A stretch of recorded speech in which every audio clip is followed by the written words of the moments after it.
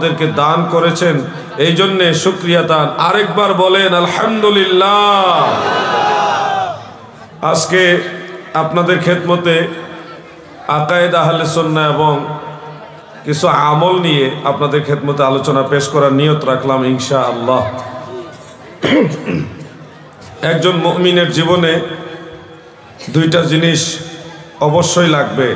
একটা হলো ঈমান, বিশুদ্ধ আকীদা, সুন্নি আকীদা সহকারে ঈমান গ্রহণ, পাশাপাশি নেক আমল, যেটা আল্লাহ তাআলা আমাদের শর্ত জুড়ে দিয়েছেন। আমার সাথে সবাই তেলাওয়াত করুন।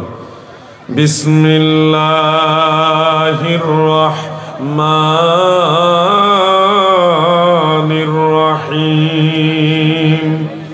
ইন্নাল্লাযীনা আমানু ওয়া আমিলুস সালিহাতি লাহুম জান্নাতুন তাজরি মিন তাহতিহাল আনহার ইলা আখির। আমার আল্লাহ বলেন, দুনিয়ার মানুষেরা শোনো, আমার আল্লাহ তাআলা বলেন, নিশ্চয়ই যারা ঈমান আনে এবং নেক আমল করে তাদের জন্য রয়েছে জান্নাত, যার নিচে ঝর্ণা দ্বারা প্রবাহিত। অতএব প্রথমে আমাদেরকে ঈমান সম্পর্কে সবাইকে জানতে হবে এবং ঈমানের ব্যাপারে পরিপক্ক ঈমান গ্রহণ করতে হবে, বিশ্বাস স্থাপন করতে হবে। উদখুলু ফিসিলমে কাফা, পরিপূর্ণভাবে ইসলামে দাখিল হওয়ার অর্থটাই হলো সঠিক আকীদার মুসলমান হওয়া, মানে সুন্নি মুসলমান হওয়া। ইসলামে পরিপূর্ণ দাখিল হওয়া, এটা দুই দিকে অর্থ নেওয়া যায়। পরিপূর্ণ বিশুদ্ধ আকীদা নিয়ে মুসলমান হওয়া, মুমিন হওয়া এবং নেক আমল করা। আমরা যদি আল্লাহ সম্পর্কে আকীদা রাখতে চাই, তাহলে আল্লাহ সম্পর্কে জানতে হলে আপনাকে অবশ্যই প্রথমে বিশ্বাস করতে হবে আল্লাহ একক, লা শারীকা লাহ, আল্লাহ একজন, একক, আল্লাহর কোনো অংশীদার নাই, সমকক্ষ নাই, আল্লাহর কোনো টুকরা নাই, অংশ নাই, আল্লাহর মতো কিছুই নাই। লাইসা কামিসলিহি শাই, আল্লাহর মতো কিছুই নাই। যেমন সূরা ইখলাসের মধ্যে আমরা পড়ি, কুল হুয়াল্লাহু আহাদ আল্লাহুস সামাদ লাম ইয়ালিদ ওয়া লাম ইউলাদ ওয়া লাম ইয়াকুল লাহু কুফুয়ান আহাদ। প্রথম যে অংশটা, কুল হুয়াল্লাহু আহাদ, বলুন তিনি আল্লাহ একক। আল্লাহুস সামাদ, আল্লাহর দ্বিতীয় যে গুণ, তিনি অমুখাপেক্ষী, বেনেওয়াজ, কারো মোহতাজ না। সব কিছু আল্লাহর মোহতাজ, কিন্তু আল্লাহ কারো মোহতাজ না, এটা মনে রাখবেন। আমরা যারা সুন্নি, আমরা বলি আল্লাহ প্রদত্ত ক্ষমতায় রাসূলে পাক সাল্লাল্লাহু আলাইহি সাল্লাম হাজির নাজির, কিন্তু আল্লাহর ক্ষেত্রে আমরা হাজির নাজির বা হাজির এই শব্দটাকে আল্লাহর ক্ষেত্রে আমরা নিসবত করি না। কেন করি না? আমাদের অনেক ভাইয়েরা আমাদের উপরে মিথ্যা অভিযোগ দেন যে আমরা নাকি নবীজিকে হাজির নাজির বলে শিরিক করি। আমার মনে হয় ওনাদের আরেকটু জানা দরকার, আল্লাহর নবীকে আল্লাহ প্রদত্ত ক্ষমতায় হাজির নাজির বললে শিরক হয় না, বরং আল্লাহকে যদি হাকিকি অর্থে কেউ হাজির মনে করে তাহলে তার ঈমানই থাকে না। আমি ব্যাখ্যা দিয়ে দিচ্ছি কেমনে ঈমান থাকে না। হাজির হওয়া মানে উপস্থিত হওয়া। আল্লাহ আপনার কাছে হাজির হয়েছে, এই কথাটা হলো আল্লাহুস সামাদ। সূরা ইখলাসের এই কথার খেলাফ, এই কথার বিপরীত, এই কথার উল্টা কথা। আল্লাহ কোনো কিছুর মোহতাজ না, কোনো স্থান, কোনো কাল, কোনো পাত্র, কোনো কিছুর মোহতাজ না। আল্লাহ তাআলা বেমিসাল, বেনজির, বেনেওয়াজ। আল্লাহ তাআলা যদি এখানে হাজির বলেন, তাহলে এই স্থানের মুখাপেক্ষী আল্লাহকে করে দিলেন। কোনো স্থান, কাল, পাত্রকে আল্লাহর মুখাপেক্ষী করা বা আল্লাহ এগুলির মুখাপেক্ষী, এটা বলা যাবে না। আল্লাহ এখানে হাজির বললে সূরা ইখলাসের আল্লাহুস সামাদ এই কথা অস্বীকার হয়। এজন্য আল্লাহকে আমরা হাজির বলি না, বরং আমাদের আকীদা হলো সমগ্র সৃষ্টি জগতে যা কিছু আছে সব কিছু আল্লাহর দরবারে হাজির। সুবহানাল্লাহ বলেন। আল্লাহ আমার কাছে হাজির, বিষয়টা এরকম না। বিষয়টা হলো আমরা সবাই আল্লাহর দরবারে হাজির। আপনি যদি বলেন আল্লাহ আমার কাছে হাজির, এটা আল্লাহর সম্মানের হানি, আল্লাহকে আপনি ছোট করলেন। আর যদি বলেন আমরাও আল্লাহর দরবারে হাজির, তখন আল্লাহর শান ও মানকে যথার্থভাবে মূল্যায়ন করলেন। কথা কি বুঝতেছেন আপনারা? আকীদা বুঝতে হবে। গায়ের জোরে গলার জোরে কথা বললে হবে না গো, আকীদা বুঝতে হবে। আল্লাহকে ছোট করে আপনি ভাবতেছেন আপনি মনে হয় সঠিক পথে আছেন, সব সময় সঠিক পথে হয় না। আমাদের বাংলাদেশে অনেক ভাইয়েরা একটা উদাহরণ দেয়, আপনারা এটা নেগেটিভ মাইন্ডে নেবেন না। অনেক ভাইয়েরা আছে স্ত্রীকে ভালোবাসতে বাসতে মারাইকে ফেলতে পারে, তো এটা কিন্তু মারাত্মক বিষয়, নাউজুবিল্লাহ। যদি আপনি ভালোবাসতে বাসতে ভালোবাসা দেখাইতে গিয়ে বেগম সাহেবাকে এই শব্দ চয়ন করেন, মা ডেকে ফেলেন, তাইলে কিন্তু আপনার উপরে জেহারের মাসালা আসবে, যেটা তালাকের সাথে সম্পর্ক হওয়ার সূত্র আছে। এই জন্য সব জায়গায় ভালোবাসা দেখাইতে যায় ওই এমন কিছু শব্দ আছে এটা বলা যাবে না। আপনি আল্লাহকে ভালোবাসতে গিয়ে বলতেছেন আল্লাহকে হাজির নাজির বলতে হবে, কিন্তু আসলে এই কথা আল্লাহর ব্যাপারে যায় না। আমার আল্লাহকে সব জায়গায় হাজির বলা যাবে না। সব জায়গায় আমার আল্লাহ হাকিকি অর্থে হাজির, এটা আহলে সুন্নাতুল জামাতের আকীদা নয়। আহলে সুন্নাত ওয়াল জামাতের আকীদা হলো সব কিছুই আমার আল্লাহর দরবারে হাজির। আল্লাহর কুদরত, সামাওয়াত বাসারাত, আল্লাহ তাআলার যত সিফাত আছে এগুলি হলো সর্বত্র বিরাজমান। হাকিকি অর্থে আমার আল্লাহ সব জায়গায় হাজির, এটা আহলে সুন্নাতের আকীদা না। যেমন শারহু ফিকহিল আকবরের মধ্যে উল্লেখ রয়েছে, ওয়াকালাতিল কাদারিয়া ওয়াল মুতাজিলা আন্নাল্লাহ তাআলা ফি কুল্লি মাকান। ভ্রান্ত সম্প্রদায় কাদারিয়া, কাদরিয়া না, আরেকটা দল ছিল কাদারিয়া, তারা কাদারিয়া এবং মুতাজিলা, তাদের আকীদা হলো ইন্নাল্লাহ তাআলা ফি কুল্লি মাকান, সব জায়গায় আমার আল্লাহ হাজির। কিন্তু আহলে সুন্নাত ওয়াল জামাত বলে আমার আল্লাহ নিজে সব জায়গায় হাজির না রে, বরং আমরা সবাই আমার মাওলার দরবারে হাজির। আমার দাদু ভাইরা গভীরভাবে খেয়াল করবেন। আপনাদেরকে একটা প্রশ্ন করি, আপনারা একটু উত্তর দিবেন। প্রশ্ন করব, আপনারা কি এক মুহূর্তের জন্য আল্লাহ তাআলার দরবার থেকে গায়েব হইতে পারছেন কোনোদিন? পারছেন? ভবিষ্যতে কোনোদিন এক মুহূর্তের জন্য, ন্যানো সেকেন্ডের জন্য আল্লাহ তাআলার দরবার থেকে অন্য কোথাও গায়েব হইতে পারবেন? তা আপনি তো আল্লাহর দরবারে আসেনি। আপনি যদি আল্লাহ তাআলার দরবারে না থাকতেন তাহলে না আল্লাহ হাজির হইতো।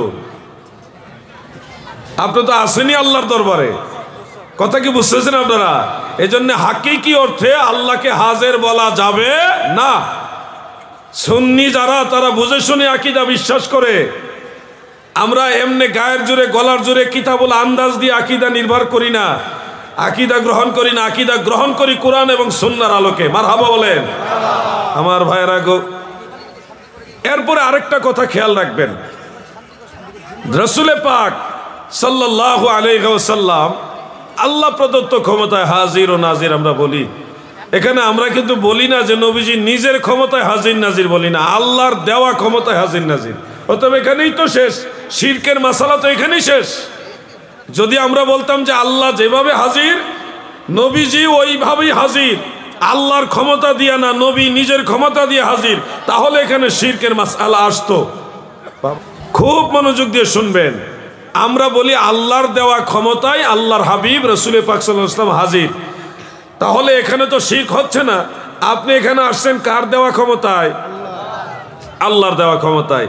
তাহলে আমি এখানে হাজির কার দেওয়া ক্ষমতায়? আল্লাহর দেওয়া ক্ষমতায়। তাহলে তো এখানে শিরকের কোনো প্রশ্নই আসে না। এজন্য আমার ভাইয়েরা মনে হয় হাজির নাজিরের বিষয়টা নিয়ে আরো একটু চিন্তা করা উচিত। আমার দয়াল নবীজিকে আল্লাহ এমন মর্যাদা দিয়েছেন, আপনারা নিশ্চয়ই জানেন। এক মাস আগে আমি ফিলিস্তিন গিয়েছিলাম মসজিদুল আকসাতে। তো সেখানে যাওয়ার পরে যেই জায়গায় আল্লাহর হাবিব মসজিদুল আকসায় বাইতুল মুকাদ্দাসে দাঁড়িয়ে নামাজ আদায় করেছিলেন, সেই জায়গাটার উপরে বরাবর একটা গম্বুজ করা আছে, বিশাল বড় গম্বুজ। সেই গম্বুজের নিচে আমরা আলহামদুলিল্লাহ সবাই নামাজ পড়েছি। সেই জায়গায় দাঁড়িয়ে 1,24,000 নবী রাসূলের ইমামতি আমার দয়াল নবীজি করছে। সুবহানাল্লাহ। নবী তুমি ইমামুল আম্বিয়া, নবী তুমি ইমামুল আম্বিয়া, হাজির নাজির গো নবী, সশরীরে জিন্দা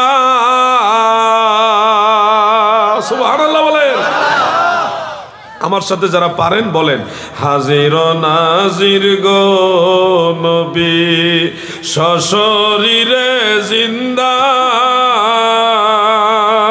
নবীদের নবী তুমি গো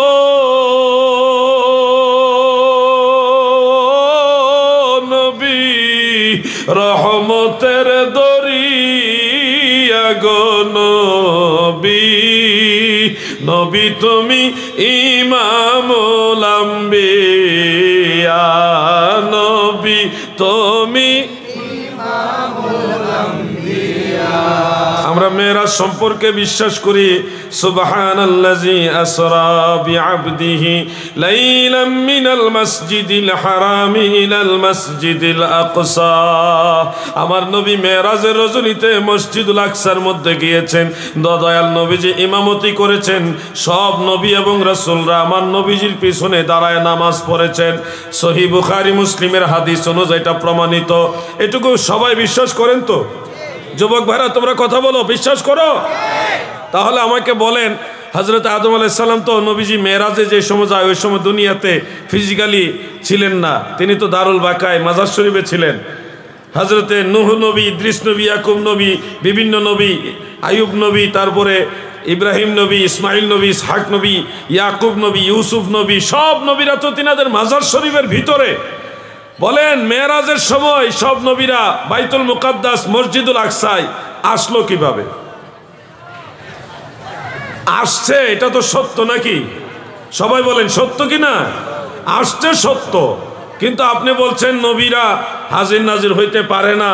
তাহলে মেরাজের রাত্রে আদম নবী, মূসা নবী, ঈসা নবী, সব নবী তিনারা যদি আল্লাহর হাবিবের পিছনে নামাজ পড়ার জন্য ফিলিস্তিনের মসজিদুল আকসায় আসতে পারে, অন্য নবীরা যদি পারে, তাহলে আমার নবী কেন রওজা মুবারক থেকে এই ভারতবর্ষের উম্মতের কাছে আসতে পারবে না? কথা ঠিক না বেঠে? নারে তাকবীর, নারে রিসালাত, ইয়া রাসূলুল্লাহ, নারে হায়দারি, মাসলাকে আহলে সুন্নাত, মাসলাকে আলা হযরত। আমার দাদু ভাইয়েরা, যে কোনো বিষয় ঠান্ডা মাথায় যদি একটু চিন্তা করেন সমাধান পেয়ে যাবেন। কঠিন কিছু না, এটা এমন কোনো বিষয় না যেটা আপনি বুঝবেন না। সবাইকে অনুধাবন করার চেষ্টা করতে হবে। ইমাম জালালউদ্দিন সুয়ুতি রহমাতুল্লাহ আলাইহি আল হাবিলিল ফাতাওয়ার মধ্যে লিখেছেন যে উম্মতের মাঝে যাদেরকে দয়াল নবী বেশি ভালোবাসে তাদের জানাজার নামাজে এসে নবীজি হাজির হয়, শরীক হয়। আপনারা বলেন এরকম সৌভাগ্য আপনারা চান কিনা? ও যুবক ভাইরা, মুরব্বী বাবারা বলেন না, চান কিনা? তাহলে আপনাদের আমলের মধ্যে কিছুটা আরো মজবুতি নিয়ে আসতে হবে। আমি সে আলোচনাটা সামনে নিয়ে আসতেছি ইনশাআল্লাহ। আমার ভাইরা গো, আল্লাহর হাবিব আমার দয়াল নবী প্রত্যেকটা মুমিনের কবরের মধ্যেও হাজির হয়।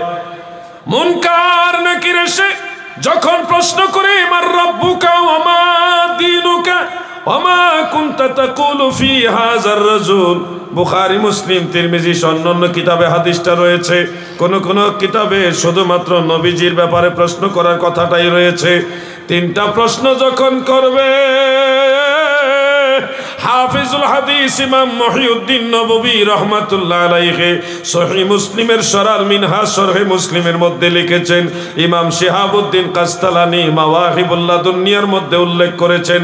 ইমাম মুল্লা আলী কারি রহমাতুল্লাহ আলাইহি মিশকাতের শরা মিরকাতের মধ্যে ওই হাদিসের তশরিহ করতে গিয়ে উল্লেখ করেছেন, যখন প্রশ্ন করা হবে মা কুনতা তাকুলু ফি হাযার রাজুল, তোমার সামনে যেই ব্যক্তি আছে এই ব্যক্তি সম্পর্কে তোমার বিগত জিন্দিগিতে কি বলতে, তখন আমার দয়াল নবীজির চেহারা মোবারক, আমার নবীজির জাত মোবারক আপনার সামনে হাজির থাকবে। ইমানদারেরা নবী দেখে চিনবে, নবী দেখে দেখে বলবে হাজা নবিয়ুনা মুহাম্মাদুর রাসূলুল্লাহ সাল্লাল্লাহু আলাইহি ওয়াসাল্লাম। আর যারা মুমিন না, যারা আকীদা খারাপ নিয়ে মারা গেছে, সুন্নি হইয়া মরে নাই, বাতিল আকীদা নিয়ে মরেছে, তারা কবরে মুনকার নকির সওয়াল করার সময় নবীকে দেখেও চিনতে পারবে না। আপনারা একটু খেয়াল করে দেখবেন, যারা বাতিল আকীদার লোক তারা আমাদের নবীজির আলোচনা তেমন একটা পছন্দও করে না।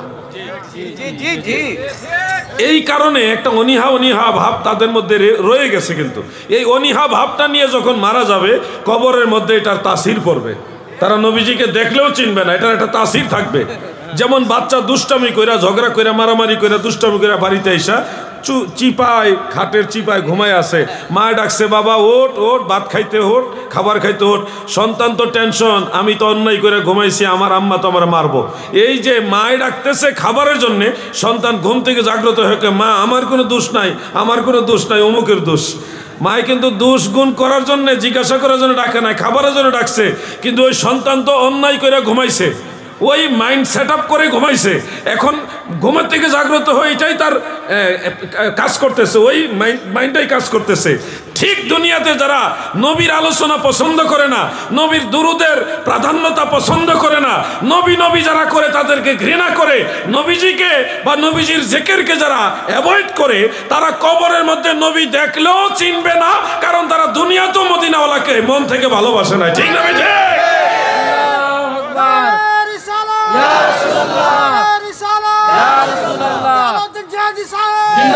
আমরা যারা সুন্নি আছি, আমাদের শয়নে স্বপনে জীবনে মরণে সর্বসময়ে আমরা মদিনাওয়ালার জন্য বেশি পাগল পারা, কথা ঠিক না বেঠে? কারণ দুনিয়াতে নবী ছাড়া উপায় নাই, কবরে নবী ছাড়া উপায় নাই, হাসরে মিজানে ফুলচেরাতে জান্নাতে সব জায়গায় আমরা নবী চাই কি চাই না?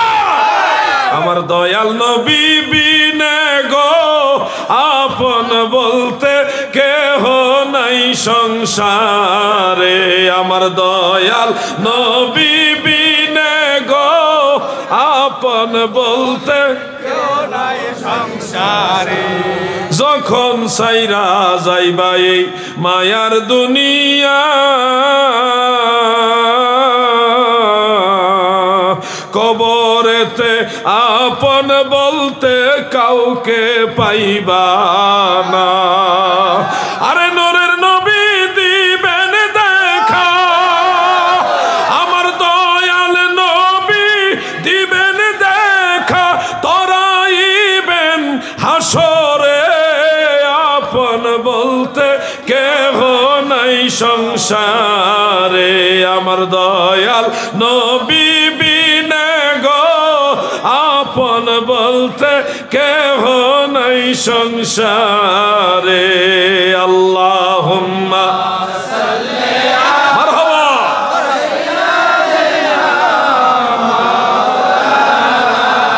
মুহাম্মদ ওয়া আলা আলি সাইয়্যিদিনা, মাশাআল্লাহ। मेरा दिल फिदा हो बेज़ौक़े मुहम्मद, ना दिल से जुदा हो ये ज़ौक़े मुहम्मद। अल्लाहुम्मा सल्ले मरहबा। खूब सुंदर आवाज। वाला अली सय्यिदिना।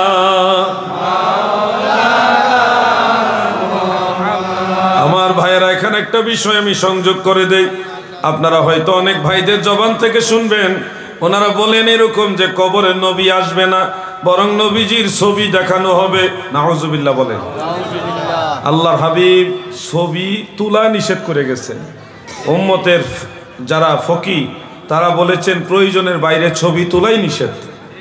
প্রয়োজনের বাইরে এনআইডি কার্ড, জাতীয় আইডি, ন্যাশনাল আইডি কার্ড যেগুলি, বা এরকম জরুরতের সময় ছবি তোলা, এটা মুবাহ, অন্যথায় এটা নিষেধ। আর আল্লাহ রসুল সাল্লাল্লাহু আলাইহি সাল্লামের ছবি থাকবে, এটা তো কল্পনার বাইরে। কি বলেন আপনারা? যেখানে ইসলাম ধর্মে আল্লাহ রসুল সাল্লাল্লাহু আলাইহি সাল্লাম কর্তৃক ছবি তোলাই নিষেধ, সেখানে কবরের মধ্যে আল্লাহ রসুলের ছবি দেখাবে, এটা কতটুকু যৌক্তিক? এটা কখনো সঠিক না। কি বলেন আপনারা? যারা ছবির ওয়াজ করতেছেন যে কবরে নবীজির ছবি দেখাবে, আর কোনোদিন এই ধরনের ওয়াজ করবেন না প্লিজ। ময়দানে মাহশারে আপনি ধরা খেয়ে যাবেন, বিপদে পড়ে যাবেন। নবীজির সম্পর্কে মনে যা চায় তাই বলে দিবেন না, একটু যাচাই বাছাই করবেন, একটু যাচাই বাছাই করবেন, একটু কিতাবাদি দেখবেন। বাংলা কিতাব দেখে ওয়াজ হয় না রে ভাই। বাংলা কিতাব দিয়ে যদি সব ওয়াজ হয়ে যেত তাহলে আর আরবি কিতাব পড়ার দরকার ছিল না। আল্লাহর ওয়াজতে আমার কথাগুলি নেগেটিভ নেবেন না, পজিটিভলি চিন্তা করবেন। আরো কিছু ভাইরা ওয়াজ করে এরকম আমি শুনেছি, এরকম ওয়াজি আছে, কবরের মধ্যে এমন একটা সুড়ঙ্গ তৈরি করা হবে। সুড়ঙ্গ বুঝেন? এমন একটা সুড়ঙ্গ রাস্তা তৈরি করা হবে, মদিনা রওজা মুবারক পর্যন্ত এই সুড়ঙ্গ মিল থাকবে, কানেকশন থাকবে। এই বাংলার জমিন থেকে, পশ্চিমবঙ্গ ভারতবর্ষের জমিন থেকে, কবরের ভিতর থেকে সুড়ঙ্গের ভিতর দিয়ে আল্লাহর নবীকে দেখা যাবে, এরকম ওয়াজও শুনেছি। কিন্তু আপনারা একটু খেয়াল করেন তো, আমরা সাধারণ মানুষ, মুমিন, নবীর উম্মত হইয়া যদি এই পশ্চিমবঙ্গ থেকে দক্ষিণ দিনাজপুর না উত্তর দিনাজপুর থেকে আমরা যদি এখান থেকে ওই হাজার হাজার মাইল দূরে মদিনা শরীফ আল্লাহ রসুলকে দেখি, কিন্তু আমাদের ওই ভাইয়েরা এটা বিশ্বাস করে না যে ওই মদিনা শরীফ থেকে নবীজি আমাদেরকে দেখে, এটা আবার বিশ্বাস করে না। তাইলে নিজেদের ওয়াজ নিজেদের বিরুদ্ধে গেল। এটাও আজগুবি ওয়াজ, কিতাবুল আন্দাজের ওয়াজ। কিতাবুল আন্দাজ কোন কিতাবে নাই, মানে আন্দাজের কিতাবে আছে আর কি, লাগাইলে ওয়াজ চলছে আর কি আজীব। যেটা মনে চায় সেটা ওয়াজ করা ঠিক নয় দাদু, একটু তাহকিক করতে হবে, একটু গবেষণা করতে হবে। আল্লাহ যেন ওই ভাইদের বোঝার মতো জ্ঞান দান করে, বলে না আমি বোকা। তুমি কি জানো বহু উম্মত আছে যাদের সাথে মদিনাওয়ালা স্বপ্ন যুগে সে প্রায় সময় দেখা দিয়ে কথা বলে। তুমি জানো না আমার দয়াল নবী কার সাথে এসে দেখা দেয়? এখানে অনেক লোক আছে, থাকতে পারে, যাদের সাথে আমার দয়াল নবীজির যোগাযোগ আছে। তুমি জানো না, তোমার নসিবে নাই, তোমার তাকদিরে নাই মদিনাওয়ালার জিয়ারত, মদিনাওয়ালার দিদার তোমার কপালে নাই। তুমি শুধু বলতেছো নবী আসতে পারে না, আর আল্লাহর নবী বলেন মান রানি ফিল মানামে ফাকাত রানি, যে আমাকে স্বপ্নে দেখবে সে আমাকেই দেখবে।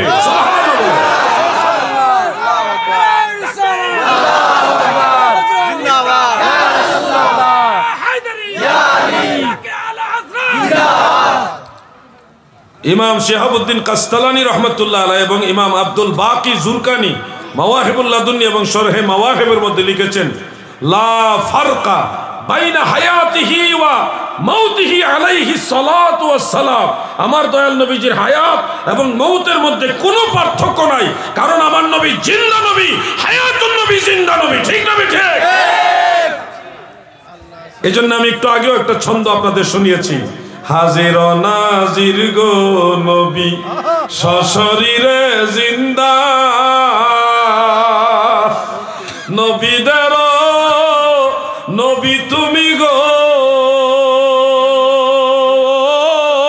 নবী, রহমতের দরিয়া গো নবী। এই গজলগুলি আমি বাংলাদেশে বেশি বেশি গাই, আমার খুব ভালো লাগে। একলা একলা যখন কোথাও বসে থাকি ভালো লাগে না, তখন গুনগুনা এই গজলগুলি গাই, কারণ এটার সাথে আমার দয়াল নবীর মহব্বত জড়িত। আল্লাহর নবীকে ভালোবাসি, এই ভালোবাসাটা আমাদের পুঁজি। পাহাড় সমান আমল নাই রে দাদা, যতটুকু সম্ভব কিছু আমল করার চেষ্টা করি, এর মাঝে কত ভুল ত্রুটি হয়ে যায়। আল্লাহ দয়া করে যদি কবুল না করে আমাদের উপায় নাই, তবে আমাদের একটা সম্বল আছে, মদিনাওয়ালাকে ভালোবাসি। এই ভালোবাসা অল্প হইলেও ভালোবাসি, এই ভালোবাসি নবী নবী নবী নবী কইরা যদি মইরেও যায়, কবরে আসলে নবী দেখলে আমরা 100% শিওর চিনব, কারণ আমাদের অন্তরে মদিনাওয়ালা ছাড়া কোন বাতিলদের জায়গা। বন্ধুরা আমার, দাদু ভাইরা আমার, আল্লাহর নবী সম্পর্কে এই বিষয়গুলি আপনাদের সবারই জানা থাকতে হবে। দয়াল নবীজি সম্পর্কে ভারত, আপনাদের ভারতবর্ষের দিল্লি, এটার প্রাচীনতম নাম হলো দেহলি। যেমন শেখ আব্দুল হক মুহাদ্দিস দেহলভি, এই দিল্লি নগরের মধ্যে শাহ ওলিউল্লাহ মুহাদ্দিস দেহলভি এবং তিনার আব্বাজান শাহ আব্দুর রহিম মুহাদ্দিস দেহলভি তিনারাও বসবাস করেছেন। আব্দুর রহিম মুহাদ্দিস দেহলভি মৃত্যু শয্যায় যখন শায়িত, অন্তিম শয্যায় শায়িত, তিনি ভাবতেছেন হয়তো কিছুক্ষণের মধ্যে মারা যাবেন। তিনি মদিনাওয়ালার দুরূদ শরীফ শুয়ে শুয়ে পড়তেছেন আর ভাবতেছেন, ইয়া রাসূলুল্লাহ, নবী গো, ইন্তেকালের আগে যদি আপনাকে একবার দেখতাম, আমি কতই না শান্তি পাইতাম। হে আল্লাহর হাবিব, আপনি তো উম্মতের হাল জানেন। আল্লাহ তো আপনাকে সেই ক্ষমতা দিয়েছে গো নবী। আমার এই মৃত্যুর সময় আপনি আমাকে এক নজর দেখা দেন। এইভাবে আল্লাহর ওলি তিনি ধ্যানে মুরাকাবায় হালে আল্লাহর হাবিবকে তালাশ করতেছেন।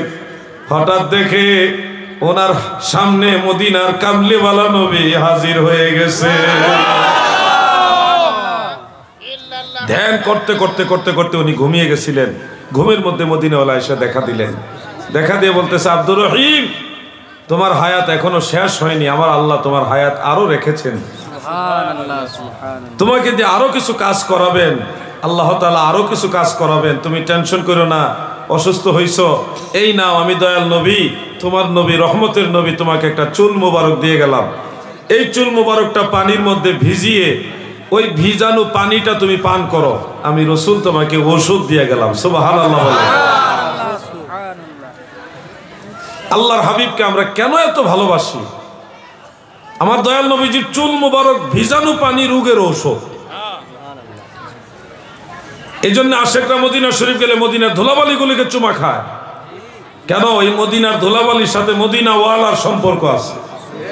মদিনার ওই ধুলাবালি মোর নয়নের কাজল, আমি মদিনার পাগল, আমি নবীজির পাগল, আমি মদিনার পাগল, আমি নবীজির পাগল। এগুলি হলো আশেকের কথা।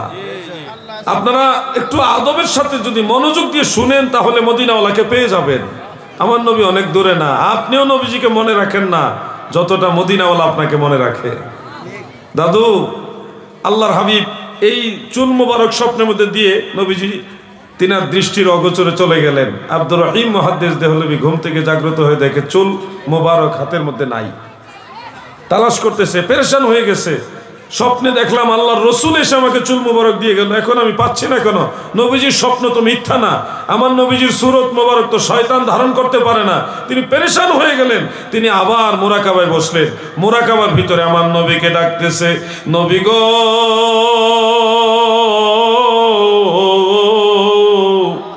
ওগো দয়ার নবী, আপনার দেওয়া সে নিয়ামত আমি খুঁজে পাচ্ছি না গো নবী, আমি এখন কি করব গো নবী? আল্লাহর হাবিব মুরাকাবার হালতে আবার এসে আব্দুর রহিম মুহাদ্দিস দেহলভীকে দেখা দিলেন। সুবহানাল্লাহ বলেন। দয়াল নবী বলেন, আব্দুর রহিম রে,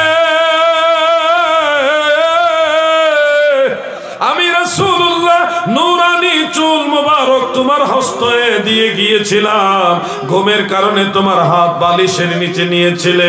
আমি রাসূলুল্লাহর সেই চুল মোবারক তোমার বালিশের নিচে আছে, তুমি তালাশ করো, পেয়ে যাবে।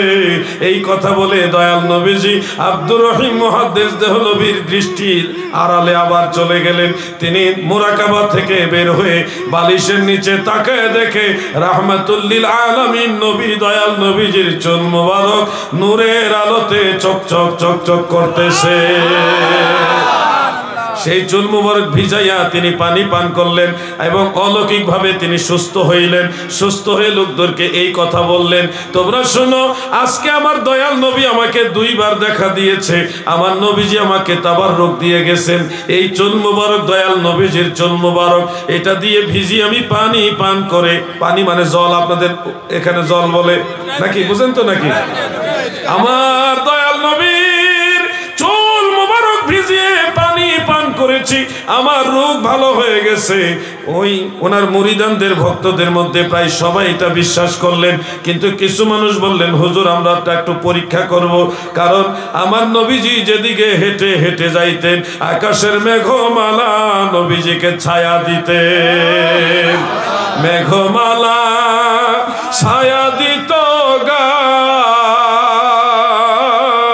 গো নবীজি, কোন সাধনে পাইব তোমায়, বলুন কোন সাধনে পাইব তোমায় গো নবীজি, আপনাকে দেখিবার মনে চায়।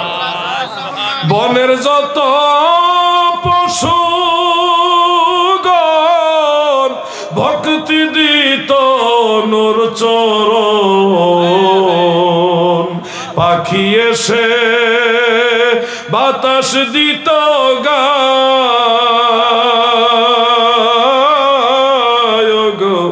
নবীজি কোন সাধনে পাইব তোমায়।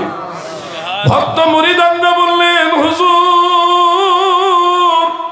আমরা জানি দয়াল নবীজি যেদিকে হেঁটে হেঁটে যাইতেন আকাশের মেঘমালা নবীজিকে ছায়া দিতেন, নবীজিকে যেন রৌদ্রে কষ্ট না দেয়।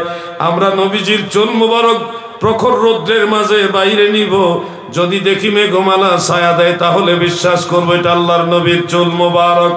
তেনারা সবাই সম্মত হয়ে একসাথে চুল মুবারক রৌদ্রের মধ্যে যখন নিয়ে বের হলেন অলৌকিকভাবে আমার আল্লাহ মেঘমালা দিয়ে চুল মুবারককেও ছায়া দিয়ে দিলে।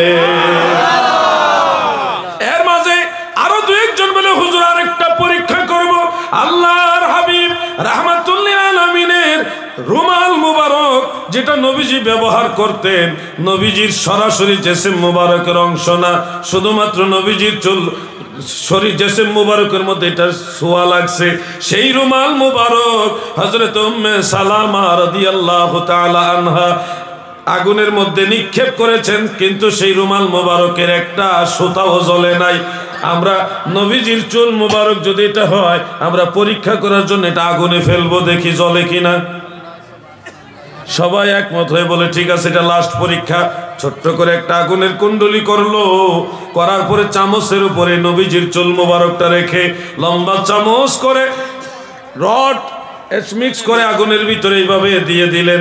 দেওয়ার পরে দেখে রে আগুন জ্বলে, আগুন জ্বলে, জ্বলতে জ্বলতে সব কয়লা শেষ হয়ে গেল, লাকড়িও শেষ হলো, কিন্তু চামচের ভিতরে নোরানি চুল মুবারক জল জল করে জ্বলতেছে। আমার নবীজির চুল মুবারক কিছুই হইল না, সুবহানাল্লাহ বলে।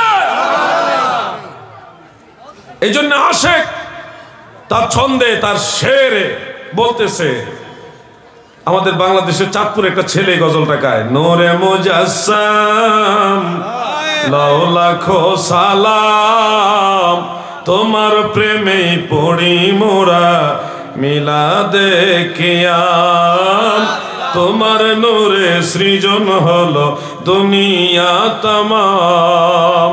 তুমি হলে কাবার কাবা, তুমি হলে নবী আকরাম, নূরে মুজাসসাম লাও লাখো সালাম তোমার প্রেমেই পড়ি মোরা মিলাদে কিয়াম। একটা বিষয় আমি একটু ক্লিয়ার করি মাঝখানে।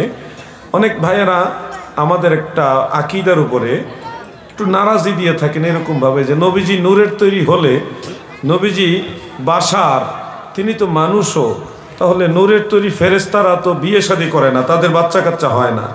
নূরের তৈরি ফেরেশতাদের খাওয়া দাওয়া লাগে না।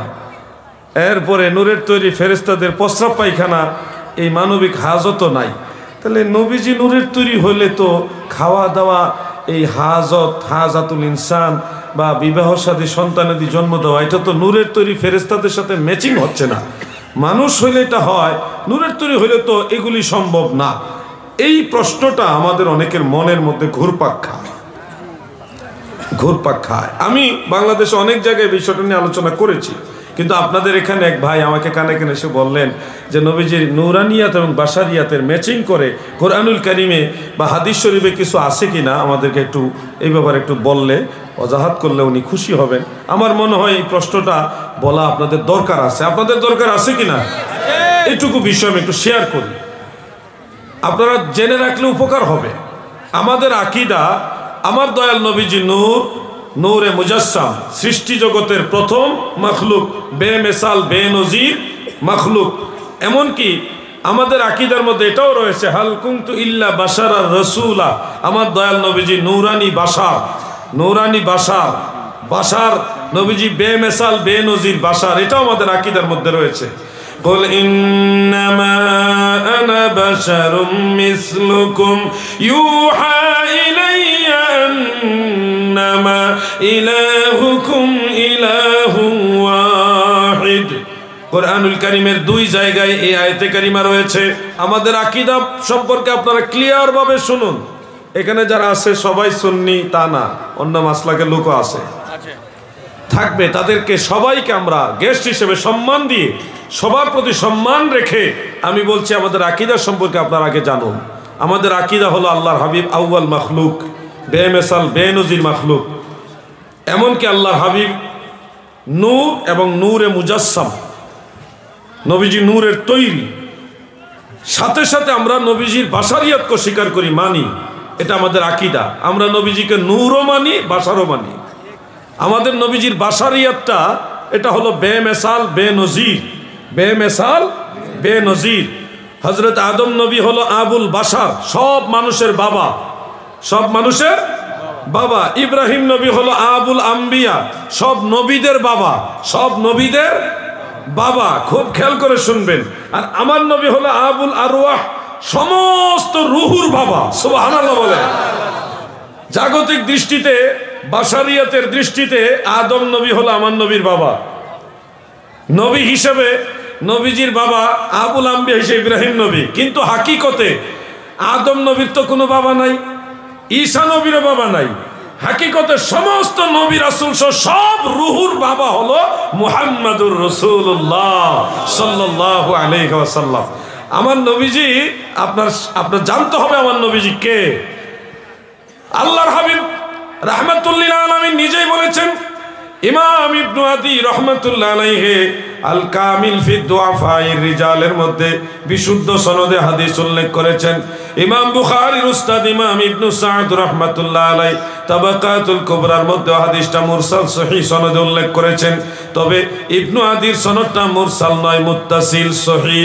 হাদিসটা হলো এইভাবে, আন আবি হুরায়রা রাদিয়াল্লাহু তাআলা আনহু قال قال رسول الله صلى الله عليه وسلم كنت اول الناس في الخلق واخرهم في البعث سبحان الله। হযরত আবু হুরায়রা বলেন, আল্লাহর নবী বলেন, উম্মতেরা শুনো, কুনতু আউওয়ালান নাস ফিল খালকে, এই সৃষ্টি জগতে আমি রাসূলুল্লাহ হলাম সর্বপ্রথম মানুষ। সুবহানাল্লাহ। দুনিয়ার মধ্যে সর্বপ্রথম মানুষ হলো হযরত আদম, আর সৃষ্টি জগতে সর্বপ্রথম মানুষ হলো আমার দয়াল নবী। হাকিকত সম্পর্কে আপনাদের জানতে হবে দাদু, পাগলামি করবেন না। নূরের তৈরি হইলেও যদি বাশারিয়াত থাকে তাহলে খাওয়া দাওয়া, বিবাহ শাদী, সন্তানাদি জন্ম দেওয়া, হাজাতুল ইনসান, এগুলি সম্ভব। আমি কথাটা রিপিট আবার বলছি, নূরের তৈরি হলেও যদি বাশারিয়াত থাকে, বাশারিয়াত মানে মানবীয় গুণ, মানবত্ব। নূরের তৈরি হলেও যদি বাশারিয়াত থাকে তাহলে বিয়ে শাদী করা, সন্তানাদি জন্ম দেওয়া বা হাজাতুল ইনসান, খাওয়া দাওয়া, এগুলি সম্ভব। নূরের তৈরি হইলেও সম্ভব যদি বাশারিয়াত থাকে। কি থাকে? যুবক ভাইরা কথা বলেন, কি থাকলে? বাশারিয়াত থাকলে। দলিল কি? দলিল আপনি কোরআন থেকে নেন, সহিহ হাদিস থেকে নেন। আমাকে অনেক জায়গায় প্রশ্নটা করেছে। আমাদের বাংলাদেশে একটা জেলার নাম হলো ঠাকুরগাঁও। ঠাকুরগাঁও জেলার নাম শুনছেন? আপনাদের এদিকেই কাছাকাছি। ঠাকুরগাঁও জেলা একটা মাহফিলে গেছিলাম, হরিপুর থানায়। আমাকে প্রশ্নটা করেছিল যে নূরের তৈরি হলে সন্তানাদি জন্ম হইল কিভাবে, এটা কিভাবে সম্ভব? আমি তখন বললাম, ভাই, আদম আলাইহিস সালামের সন্তান যিনি হযরত আদমের পরবর্তী নবী, হযরতে নবী শীস আলাইহিস সালাম, ওনার মাজার কিন্তু আপনাদের লখনউতে। শীস পয়গম্বরের মাজার হলো লখনউ থেকে দক্ষিণ দিকে অযোধ্যায়, আয়োধ্যা বলে আপনাদের হিন্দুস্তানে বলে আয়োধ্যা, আমাদের বাংলাদেশে বলে অযোধ্যা। ফাইজাবাদ থেকে আর একটু সামান্য দূরে আয়োধ্যা মানে অযোধ্যা। অযোধ্যা এটা হলো ওই বাবরি মসজিদের কাছাকাছি। আমি গেছি ওখানে, নবী শীস আলাইহিস সালামের মাজার ওখানে। ওখানে আপনারা যদি সুযোগ পান, ভারতবর্ষের মানুষ, আপনাদের তার ভিসা লাগবে না, লাগবে নাকি? পাসপোর্টও লাগবে না, আধার কার্ড নিয়ে গো টু নবী শীস আলাইহিস সালাম।